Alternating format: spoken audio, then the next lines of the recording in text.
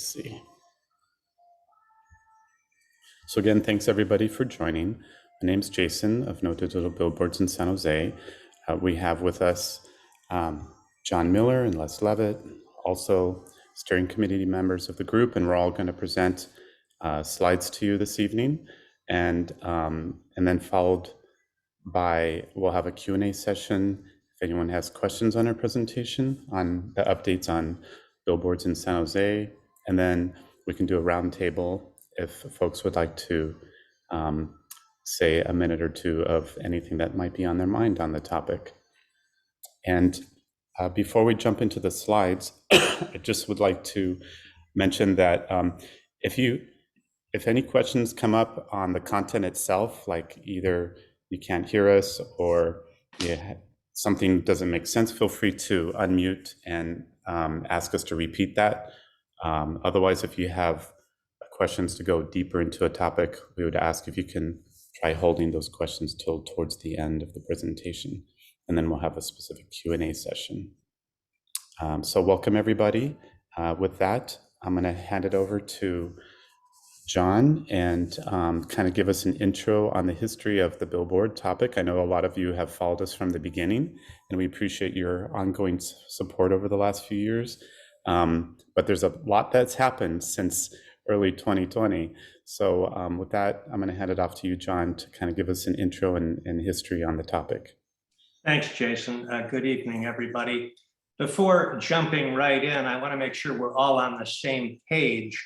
The subject, of course, is digital billboards, otherwise known as off-premise advertising signs that advertise products and services not available at the location of the sign.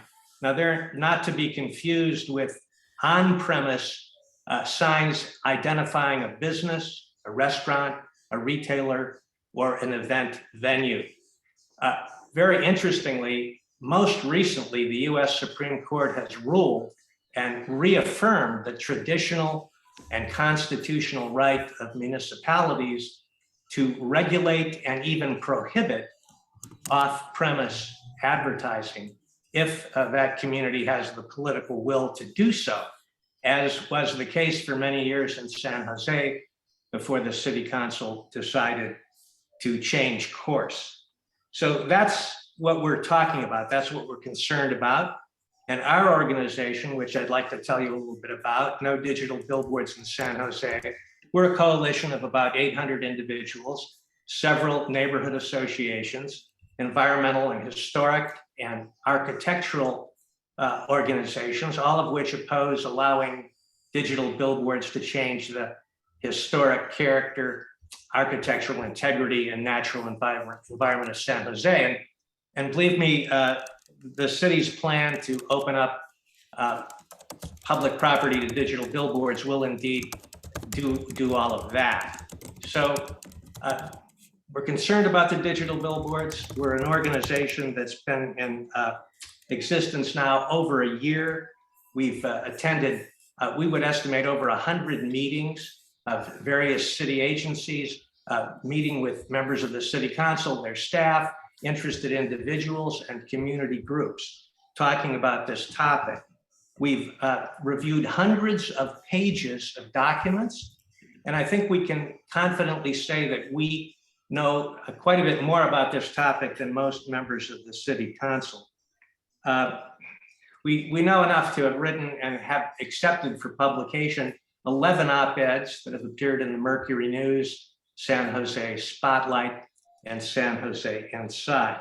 Very quickly, our conclusion is that the proponents of this scheme, their arguments are not very convincing. And as this presentation continues, we'll address some of what they are. But basically, that's who we are. That's what we do and what we're concerned about, the digital billboards coming to San Jose. And I think it's important to ask the question, where were we? How did we get here? And we'll better understand where we are now. So I want to sort of take us back in history, 50 years to 1972, when San Jose first banned digital, actually, there were no digital billboards. They banned new billboards of any type on public property because they were concerned at the time in city government with the proliferation of outdoor advertising. And there was a strong sentiment on the part of both the government and the community that there was a real relationship between beautification, protecting the community from excessive billboard blight, and also enhancing the local economy, enhancing local business. So that was the underlying theme.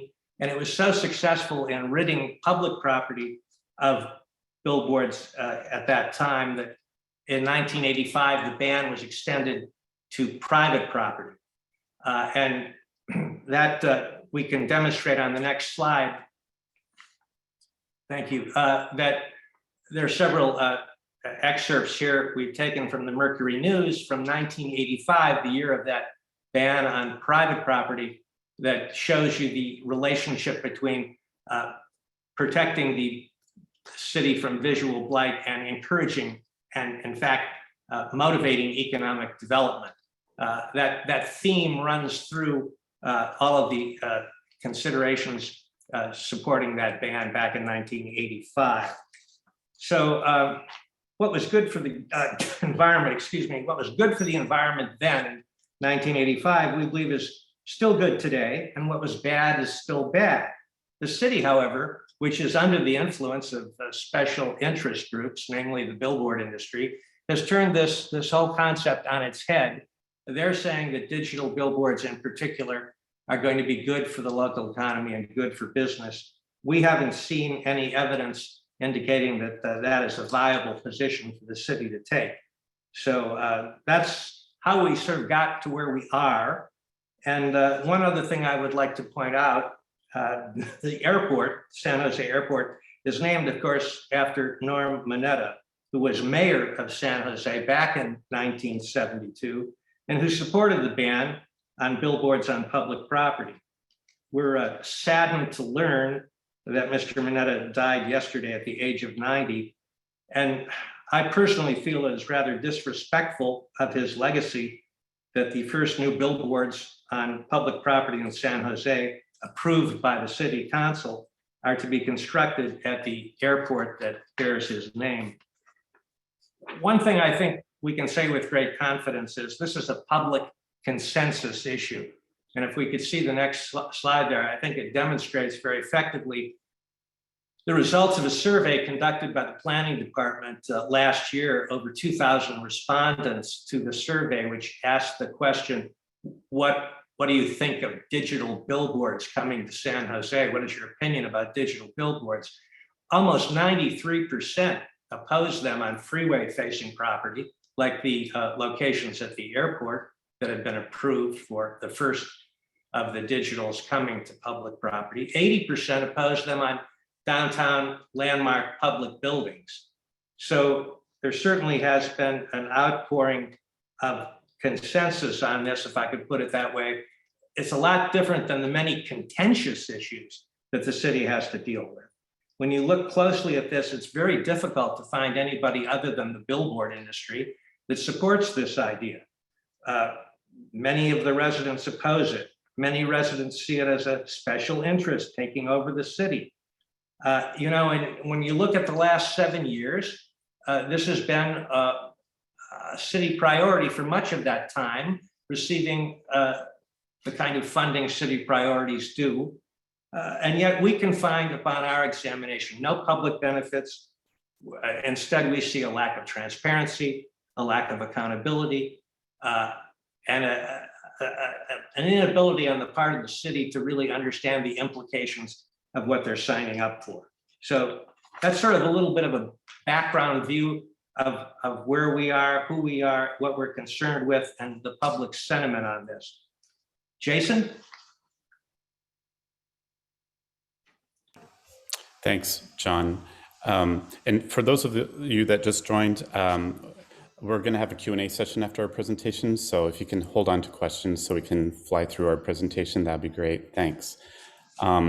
Regarding where we're at right now with digital billboards in San Jose, this slide kind of sums it up.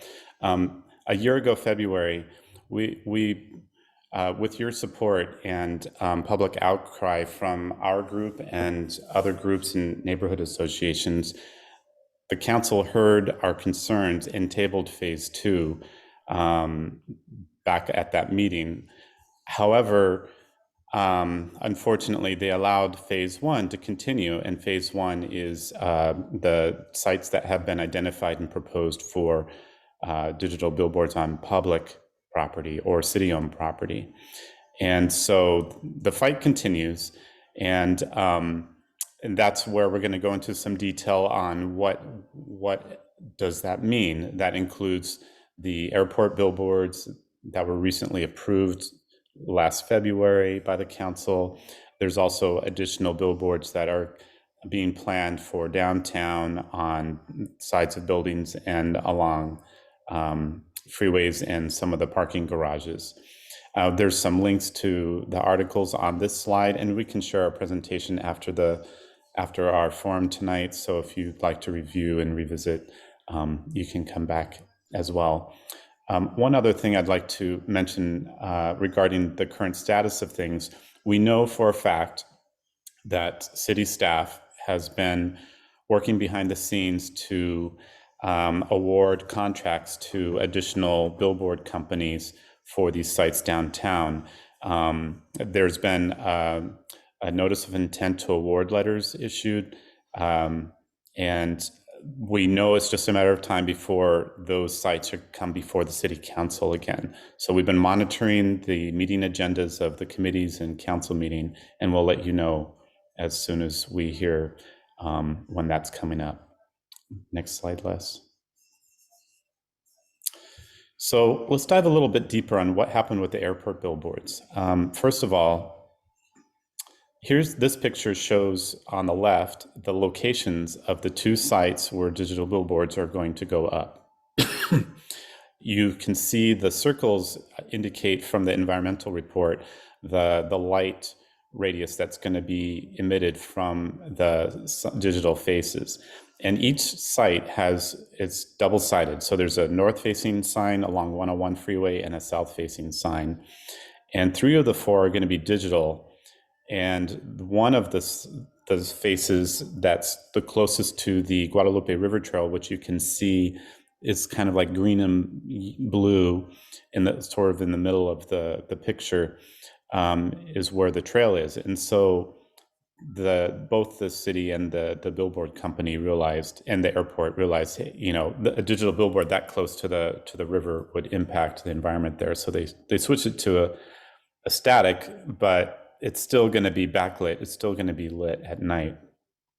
And on the right, you can see the 44 or so trees that are planned to be removed. So there's a clear view from the new billboards going up to the commuters on 101 freeway. So that's already been reviewed and evaluated by the council, and they've approved that back in February. Now, speaking of the meeting on February 15th, this next slide will show you a little more detail of what went down. The council members conditionally approved the project. And we say conditionally because at the time the vote was taken, there was a lot of last minute addendums to the proposal. There was, even though the commission, the airport commission, deliberated for 4 hours in January on the issue to figure out, whether or not it was a good idea, what they recommend, which they actually rejected the proposal, and they actually included alternate proposals. None of that came up during the council meeting on February 15th. Instead, we didn't see any acknowledgement of the Lick Observatory concerns, the light pollution. And yet we saw a lot of last minute stipulations by individuals of the council that got tacked on at the end, and to try to get something for their districts, which we can understand. On the one hand, the council members are looking out for their district, but on the other hand, we feel like there was a bit of disrespect here that went down at that meeting. There was no acknowledgement of all the effort, all the work. Here, if you think back in November of last year, This was already before the council, and they couldn't muster enough votes to pass the proposal of the airport billboards. So they sent it back to the airport commission, which they reviewed in detail in January. And then they submitted the recommendation to the council, which never even got acknowledged. So that's why we feel like there was just kind of a waving of the hands there. And the other thing we wanted to point out, things can be changed here, right? Just because it went down the way it did back in February 15th doesn't mean it has to continue that way. The city staff can do things differently, and the council can do things differently. We think and improved with the right leadership. Les?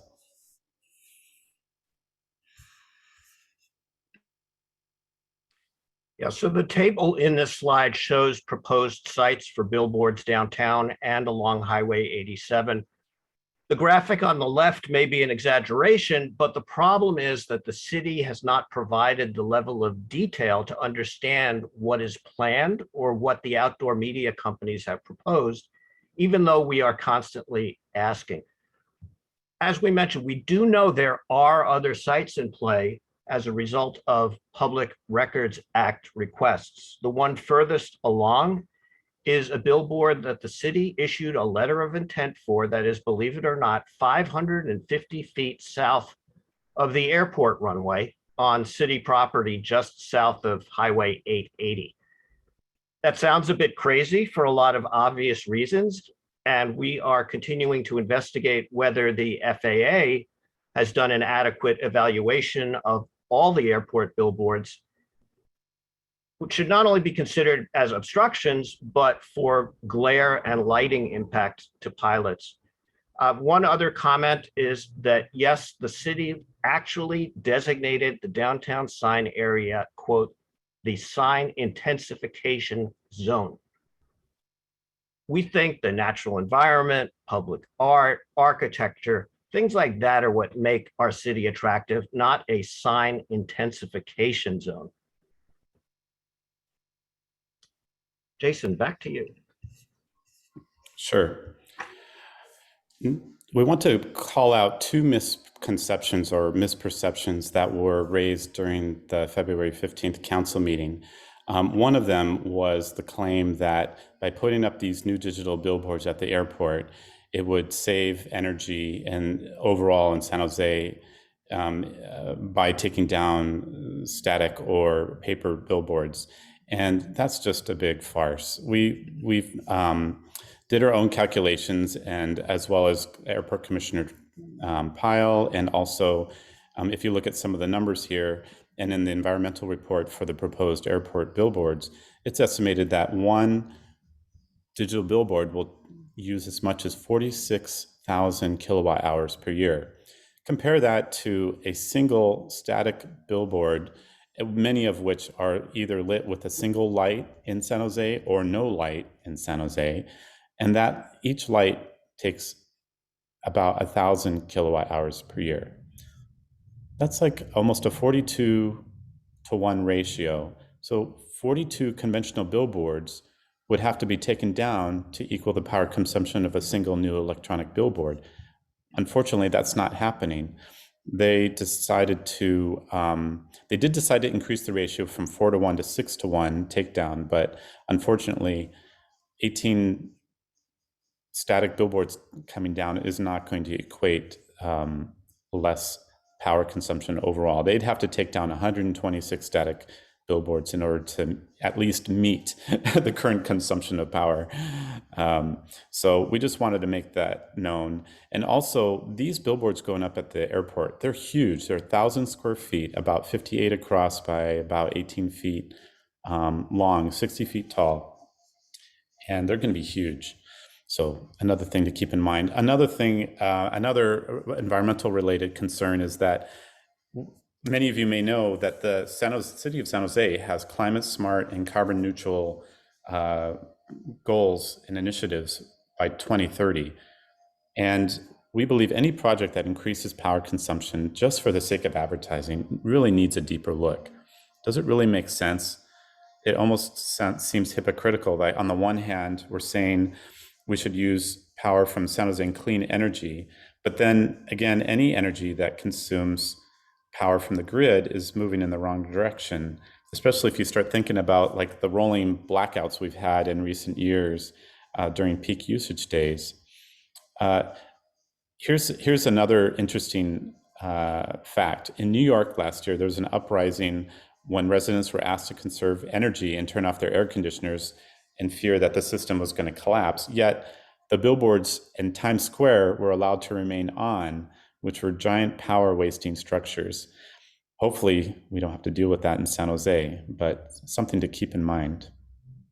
So if San Jose wants to be a leader in combating climate change, we should walk the walk, not just, talk the talk. So that's our thoughts on that misconception. And then John will talk about another misconception that was mentioned during that meeting.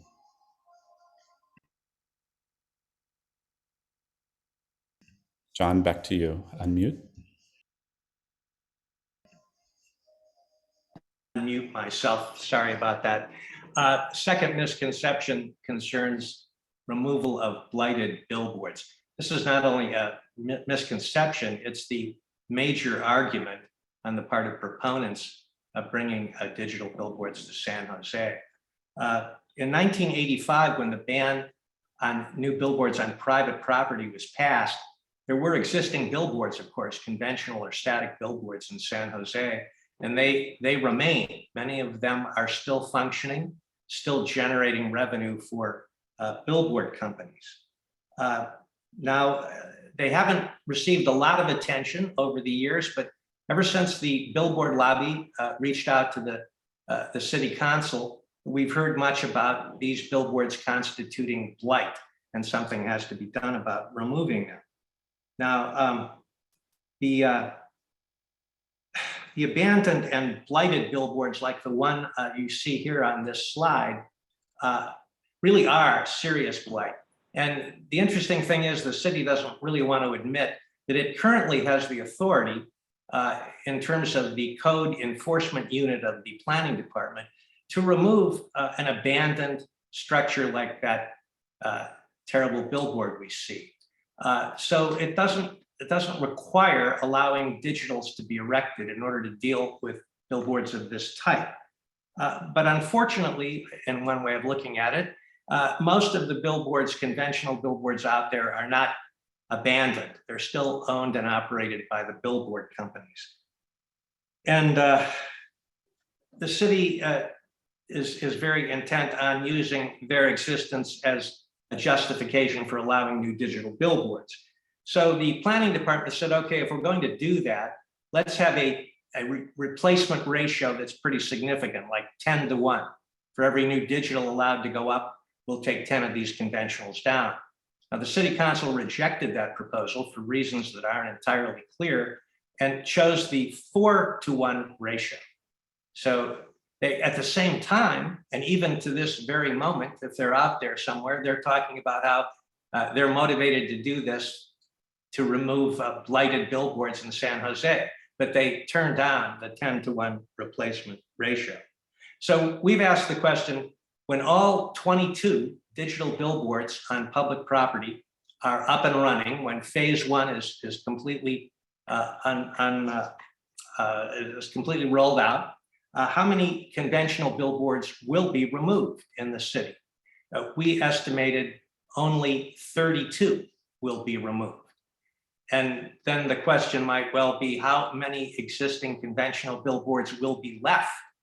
And that's a difficult question to answer because the city has never counted them, never issued a comprehensive permit system. So it's an estimate. Based on the city's estimates and our estimates, we've come up with about 500 of these conventional billboards will continue to remain even after the 32 are taken down and the 22 digitals are allowed to be erected on public property. If you focus in on what Les referred to and the city refers to as the sign intensification zone, you can see that there's 16 locations downtown eligible for digital billboards, but require no static or conventional billboards be removed to allow those digitals to be erected. So I would say that for the proponents of this proposal, saying they're really motivated to do this to deal with the existing conventional billboards. Their plan is not producing the results they're suggesting it does. So what's really going on here is low profitability conventional billboards are going to be replaced by high profitability digital billboards. And that is the justification for this whole effort on the part of the city. Les? If you wanted to beautify the city, would you put up billboards? No. If you wanted to combat climate change, would you put up giant power-hungry billboards that would be symbols of wasteful energy use? No. If you wanted to improve the city's traffic safety, would you put up billboards that the environmental impact report for the airport project specifically says are angled toward drivers on 101 and right at a particularly dangerous choke point? No. If you wanted to promote SJC, would you put up billboards that advertised soda and cell phones 90% of the time? No. So what would motivate you to put up billboards and ignore the myriad of concerns and also discount overwhelming public opinion opposing billboards? And the answer is perhaps money. So let's look at that, but not from the simplified top line revenue number, but a little deeper. The reality is that billboards really have nothing to do with generating business or significant revenue for the city or the airport. Revenue from billboards would be a fraction of 1% of top line revenue for the airport and a drop in the bucket relative to the citywide budget. And who knows when break even might be, considering the expenses so far and potential future costs. We've estimated that the city has spent over $2 million since 2015 to support the coming of digital billboards.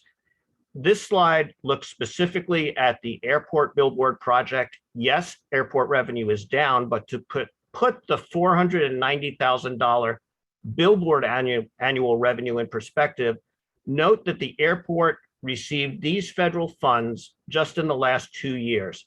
And these are the big dollars that fill the gaps and then some.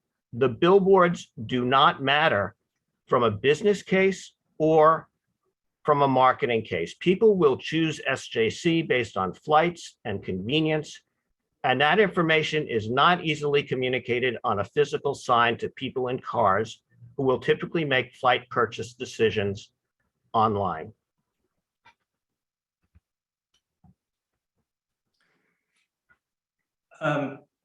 Litigation risk is a serious concern.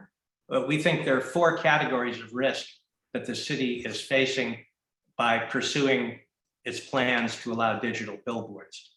The first is from companies who don't own conventional billboards to trade away. There are many companies that would like to put up digital billboards, but they don't have conventionals to take down, so they're excluded from this arrangement. And we fear that they may initiate a lawsuit against the city claiming that they're unfairly excluded from this deal. So that's one category of litigation risk. A second category is that the 2007 airport contract with Clear Channel that has been amended several times to expand Clear Channel's advertising programs inside of the airport has been amended again by the city council to allow the billboards, outdoor billboards, to be put up by Clear Channel at the airport. This has been challenged by one of Clear Channel's competitors, Outfront Media. You can see there's a letter, there are actually 2 letters on this slide, one from Outfront Media's legal representative and the other from Clear Channel's legal representative. Outfront Media is claiming that this contract cannot be amended to allow Clear Channel just to put up those outdoor billboards. There needs to be a new RFP, needs to be competitive bidding. And if this is not resolved, one or both of these companies may end up suing the city. The third category of litigation risk concerns the fact that the city is pursuing digital billboards on public property, but at the same time is prohibiting them on private property. This is called the San Jose problem. You can see on the right side of the screen. That was the title of an article that appeared in a billboard industry publication in 2018 that suggested that if the city went ahead and did this, the industry, the billboard industry, would sue the city for restraint of trade, among other things. So we think that's a very likely development and the third risk of litigation. The fourth risk of litigation actually has already occurred. There was a billboard company that put up 2 illegal billboards in violation of the ban on new billboards on private property. And the city, of course, went to court to enforce the ban. And this resulted in being tied up in court for over 2 years, during which time the billboards were standing and generating revenue for the billboard company. It turns out, as we suspected, the city found in the court found in favor of the city, and the billboards presumably will have to be taken down. But the billboard company did make money that was making the whole effort of paying their legal expenses worth it. So this is we found out in our exploration of the industry that this is a common thing, that the billboard industry likes to go to court as a cost of doing business if it can generate revenue in doing so. So we have 4 categories of litigation risk. And if you look into this carefully, you'll see that especially a city like Los Angeles that has opened its doors and rolled out the red carpet to the billboard industry is deep in litigation as a result of that. And city attorneys in that city are spending a lot of taxpayers' money defending the city against litigation from billboard companies over various issues. We're afraid that's going to happen here. It's happening in other cities around the country. And we think the answer is simply don't allow digital billboards to come to San Jose. There's better things to spend the taxpayers' money on. Jason? Thanks, Les. And just a quick time check. We have about 10 minutes left on our presentation, then we'll open up to QA for those that are hanging in there and have burning questions. So thank you for being patient. Going back to one of the 2 ideas that were proposed by either by us or by the Airport Commission as alternate recommendations for potential revenue generation.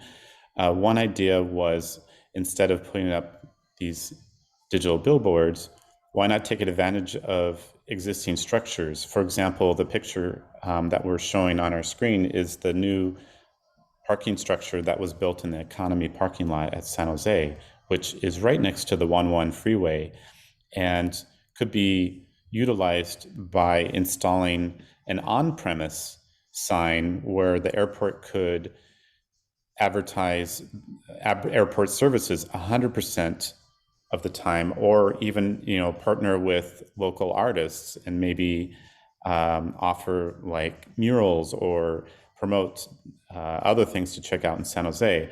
Instead, what was approved back in February is these 2 digital billboards are going to go up in front of this parking structure, and the airport is only going to have 10% of the display time available to promote whatever services they wish, or they can sublease out that 10% and get more advertising. It's up in the air. It's whatever they want to do.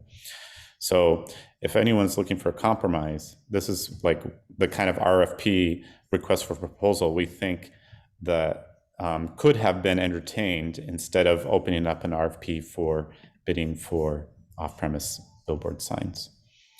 And then another concept that was considered is Commissioner Pyle even suggested this, starting to look at solar power generation or energy storage used on the land that's not currently being utilized by the airport.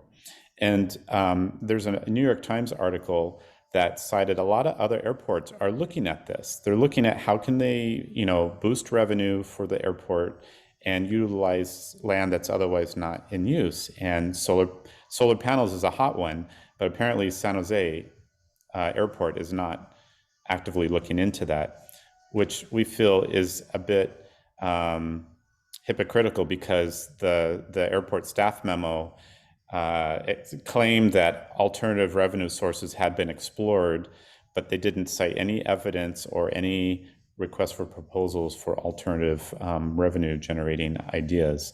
So it's so sad. You know, here we are, San Jose, often claimed the capital of Silicon Valley, and yet, you know, here we are not being cutting edge in terms of looking at ways to be more green and to utilize our what space we have available.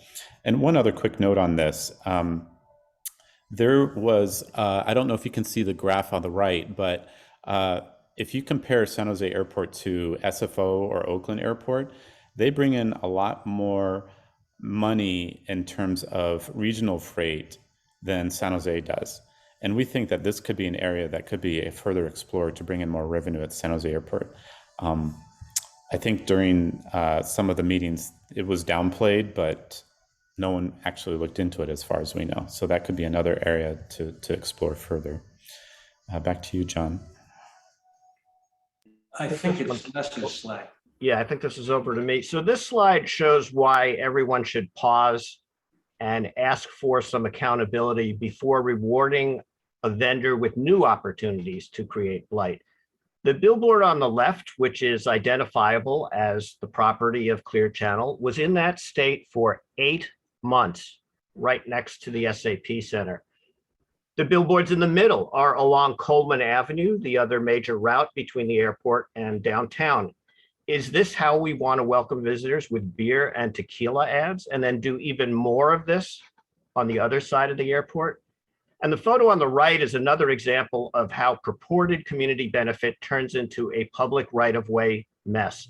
This is one of the blue bus stops just east of City Hall that is a constant mess. And who's responsible for the maintenance?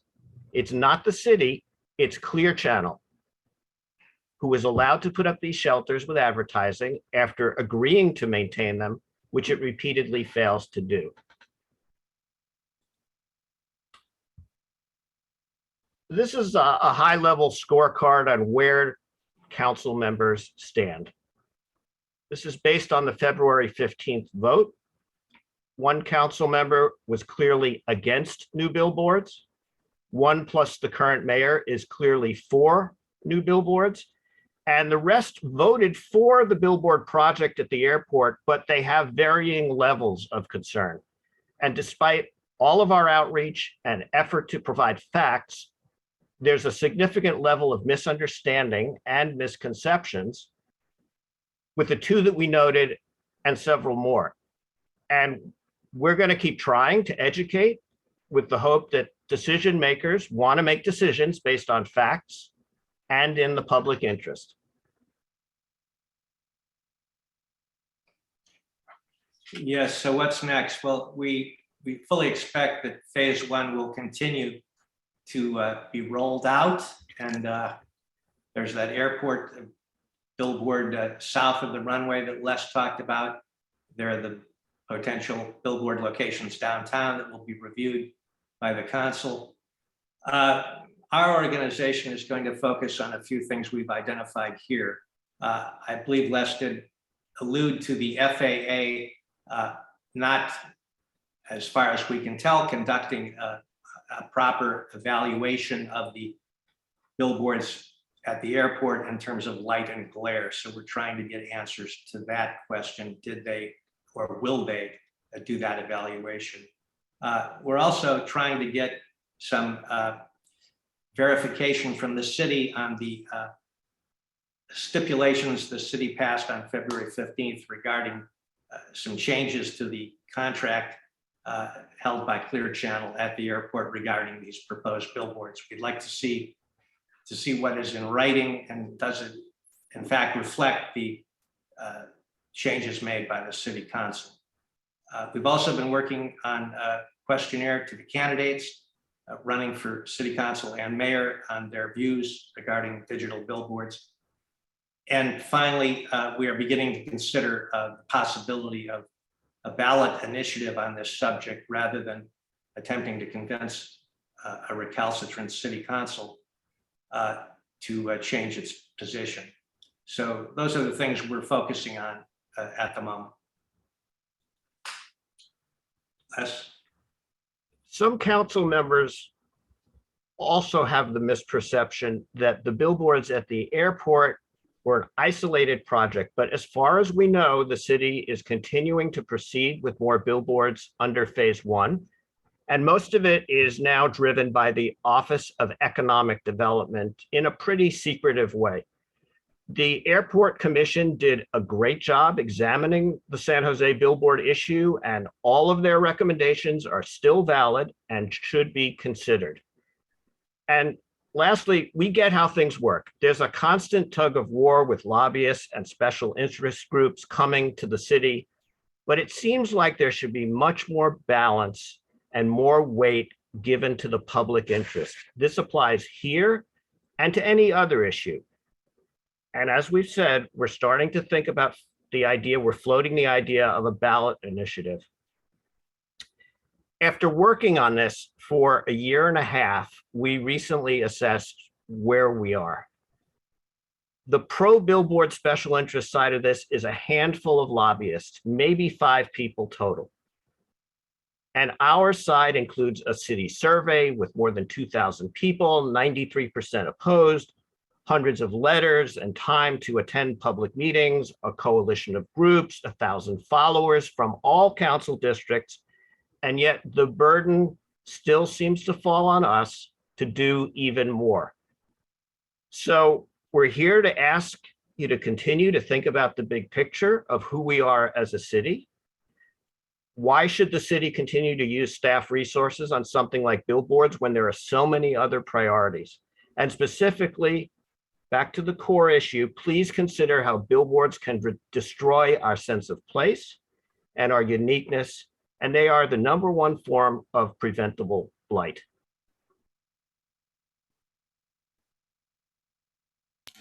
Thanks, John and Les. The last couple of slides we have here are just references to more information we have. We have quite a bit of information both on our website, which you can view at billboardsno.org. We can share this presentation if you're interested.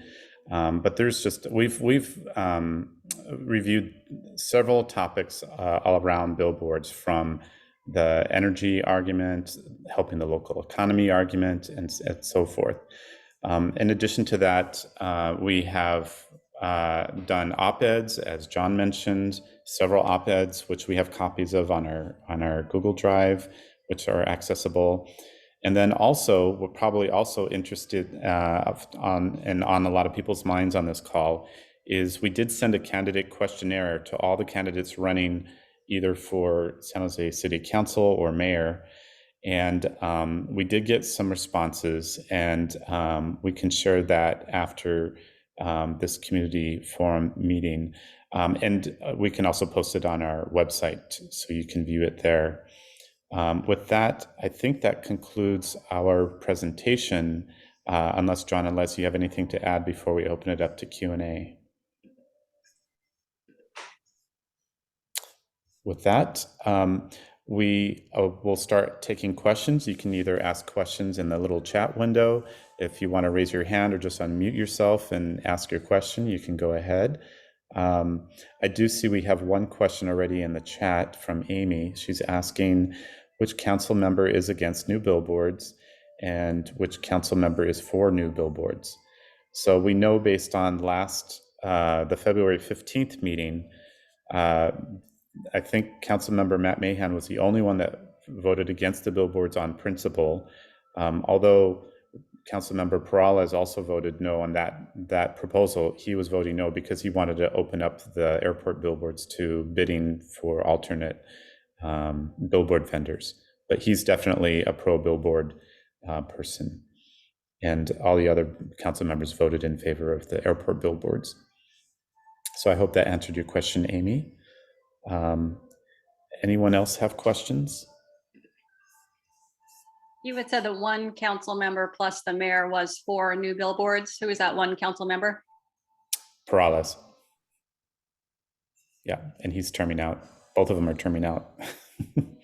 I do have another question. I saw your mock-up of a billboard above the tech museum, which was, pretty horrific, but you were saying that there weren't renderings out there for the proposals downtown or maybe around around the airport as well? Like, are there not? I mean, I wouldn't be surprised because I see this happening all the time, but surely there are some drawings about what things would look like, and I would like to see those. The airport billboards are very well defined and documented. None of the others are. And if I may add on that, we only learned about the design and format of the airport billboards once the environmental addendum report was released. I think it was July of last year, or late last year is when we learned about it. And but before then, we didn't know what the designs would look like. And as Les pointed out, we know that there's a lot of proposals for attaching digital billboards to buildings downtown or garages, but we haven't seen any detailed designs yet. And we've asked. Sue, I see you have a question. Feel free to unmute yourself if you'd like to ask it.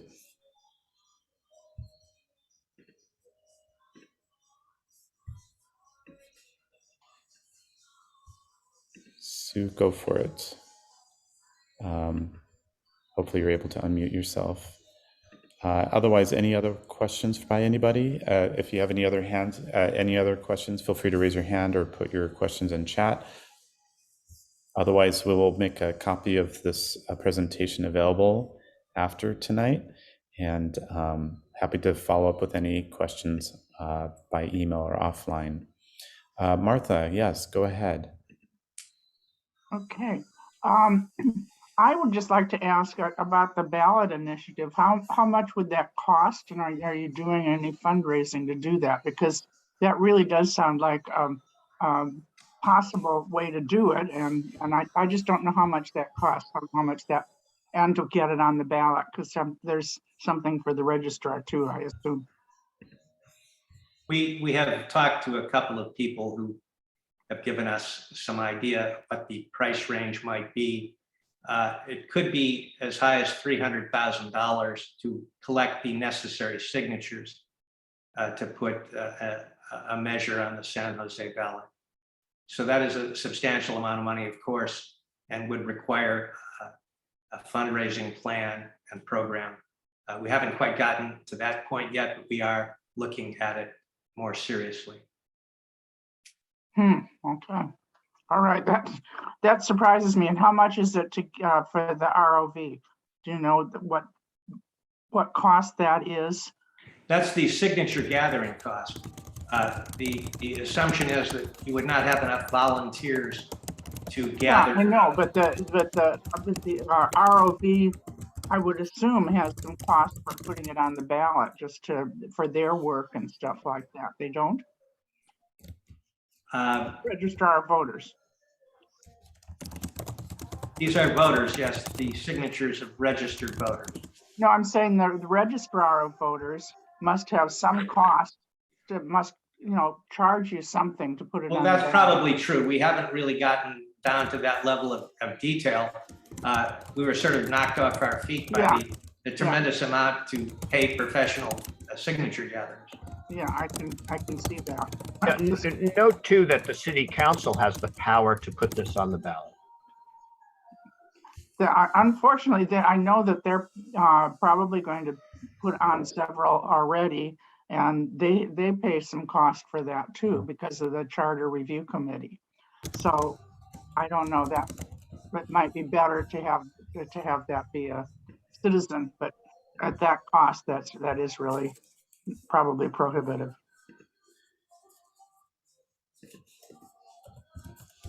Well, I think, we're still in the exploration stage. I think we could also do we were also talking about doing a straw poll before we pursue anything serious, to see if people would be willing to support something like that and how much they might be interested in contributing to that type of cause. That number that John mentioned was just based on the fact that what we need to get, like 100,000 signatures times 2. Well, actually, it's 50,000 times 2. So you really need technically only about 50,000, but you're supposed to get twice of what you need in order to make sure you have valid signatures. That was the advice we got. Yeah, so that's I'm an where that number optimist. came from. I'm sorry, Jason, go ahead. No, it's fine. I just was hoping that we fully answered your question there. So Sue, since she couldn't Yes, you did. unmute. Oh, thank you. Thanks for confirming. Sue, since she couldn't unmute, she did type in her question. She asked, why is the mayor so determined to push this through? Is it possible lobbyists are paying him or council members? That's certainly a great question. We know for a fact that lobbyists have met with various council members and staff over 60 times in the last, 5 or so years since this push to repeal the sign ban has been, being pursued. So we know that there's been many, many meetings with, and that's just the ones we know of on record. We don't know how many maybe casual coffee chats there have been, right? So we have no idea on that. I don't know if you have anything to add with that, John or Les.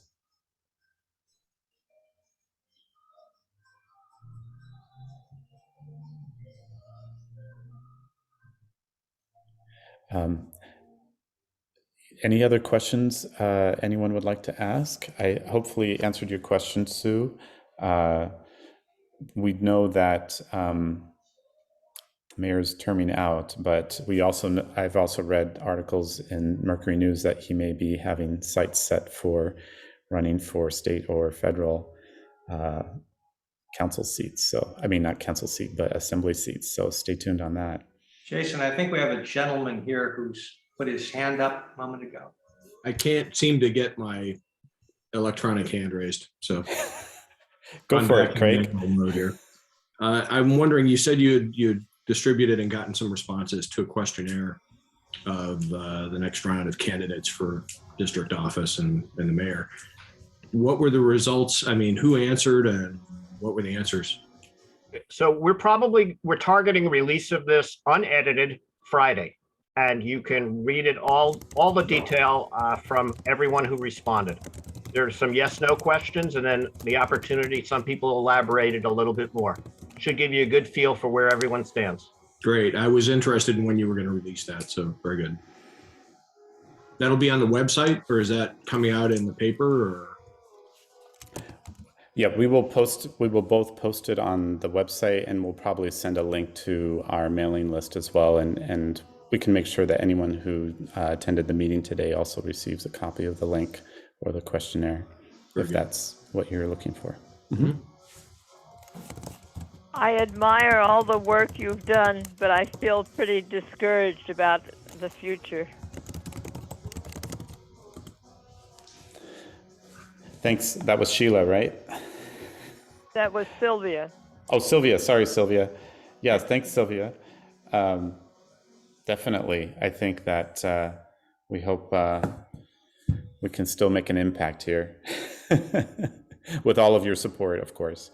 Yes. I think we see one or two more hands raised. Let me see if I can get to them. Katya? Go ahead. Hi, this is Katya, and great presentation, very informative, professional, good job. I heard you say that the city won their lawsuit against the illegal billboards, and so I was wondering, what's happening with that. I don't know if you know. There was one illegal billboard near 280 and 87 that's like mounted on a truck or something like that. And the last time I went by, I noticed that it wasn't flashing, but it was still there. So I'm not sure what's going on. Does anybody have any idea? You're suggesting that's on a truck, so it's a temporary kind of mobile sign? Yeah, well, it looks like a normal billboard when you're driving by, but if you look closely, it's actually mounted on a truck. So it's not like quote unquote something that was installed into the ground. I'm not aware of that particular one. I communicated with you about that and you said that a complaint had been filed. Oh, really? I'm sorry that I don't recall that. Les, maybe I turn that over to you. Yeah, that's not sounding familiar. The billboards that were involved in the lawsuit are at the junction of 87, 880, and 101. And then the same company has one along 87 south of 280. But happy to, No, that stay second tuned. one is the one I'm talking about. yeah, Yeah, and it's actually, yeah, like I said, it's mounted on a truck. And I went by it this weekend and it was still there, but it wasn't changing. So We'll have to check that out. I guess they're still trying to get them to remove, or they're Yeah. letting them have it there as long as they don't change it. I don't know. Well, one thing that we tried to highlight in our presentation is that any resident of San Jose can report a potentially illegal billboard or blighted billboard to the code enforcement department, or you can try using the 311.org website or the app for San Jose, and they'll redirect it to the code enforcement department. We've both Les and I have been successful in getting blighted billboards either fixed or taken down in San Jose. It may take 6 months, it may take a year, but it is possible. So that could be another option, Katya. We can keep an eye out for the one that you're calling out, but feel free to also, let the city know as well, and maybe they can investigate further to see if it's legit or not. Paul, Yeah, I see you sure, have I your... will. I mean, it sounds like it's the one you're talking about that was part of the lawsuit. I think it's the same company, like Blip or something Oh, like yes, that. yes. And yeah, so I'll keep an eye out and I'll file a code enforcement if it doesn't come down pretty soon. Thank you. And feel free to email us if you see any suspicious billboards. We're plugged in, so we can hopefully fast track any complaints to the code enforcement department, since they know us on a first name basis now. Paul, you have your hand up? Yeah, thanks for all the activity and keeping us up to speed on what's going on. Some of us are unable to keep our finger on the pulse, things move so quickly. I've got a comment and then a question. The comment is to do with the council members' vote. So even though we had eventually one council member vote on principle against the introduction of billboards, he had several opportunities at previous council meetings to signal his intentions, which he never did. So I don't think we can consider that nailed on, because I think he abstained a few times, and he certainly didn't contribute vocally to the debate in previous council meetings. The other thing about the council members' reception to the arguments was that even when we did feel we got some traction trying to get them to question this, much of their motivation was more procedural rather than based on our arguments. There were questions about, has the procedure been done right? What's the terms of the contract? Rather than the basic arguments that we have been making about environmentalism and distraction and safety.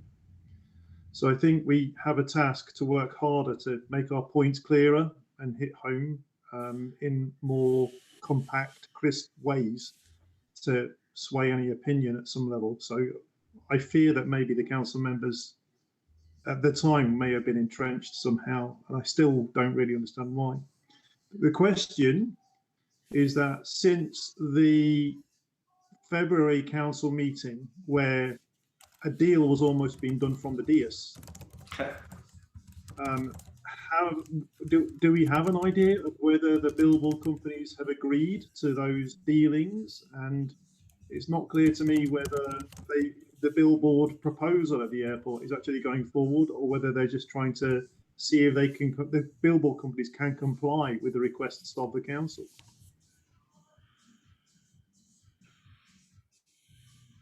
so John, go for it. I can take a shot at this, Paul. So 30 days after the council decision, the city did issue a memo that indicated that all of the conditions that the council spelled out had been agreed to by Clear Channel. Since then, we are trying to get details. Our expectation was that we would see an amended contract, just like the concessionaire agreement with Clear Channel had been amended 7 times before. We expected this to cycle through another amendment, go through another amendment cycle, go before the council, and probably be part of the consent calendar. What we're told is that that is not the case. There will not be an amended contract, and this will not be going back to council. So we said, oh, that's surprising. How can a project like this go forward without a legally binding detailed contract that protects the interests of the city and has gates in advance to complete before commencing construction? For example, when will Clear Channel pay the tree in lieu payments? Unless they're compelled to do so by a legally binding contract, what prevents them from dragging their feet? And without any timelines or specific contract, we don't know when the billboards that are part of the takedown requirement would be removed. And what if Clear Channel went bankrupt somewhere along the way? And that's a possibility, given their financial status, if you take a look at it. There could be a scenario where Clear Channel has their new billboards up and running, but the rest of the promises about community benefit remain unfulfilled. So, and on top of this, the city memo omitted 2 of the conditions that the council had stipulated.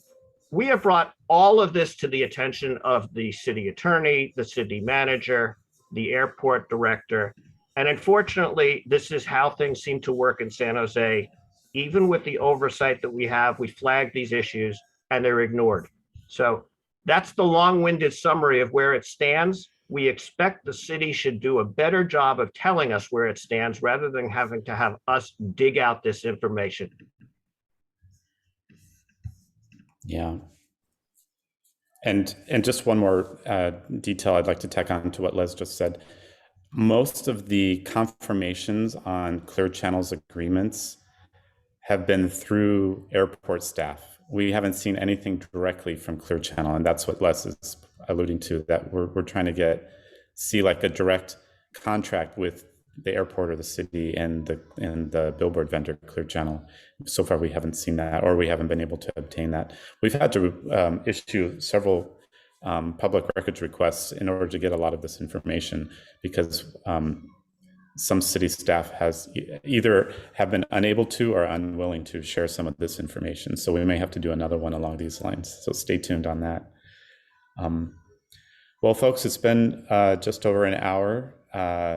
Unless you have any last minute burning questions, you can definitely reach out to us via email or on our social media. We're on Twitter, Facebook, Instagram, and we'll send out a link to the questionnaire and a recording of this presentation, this forum tonight.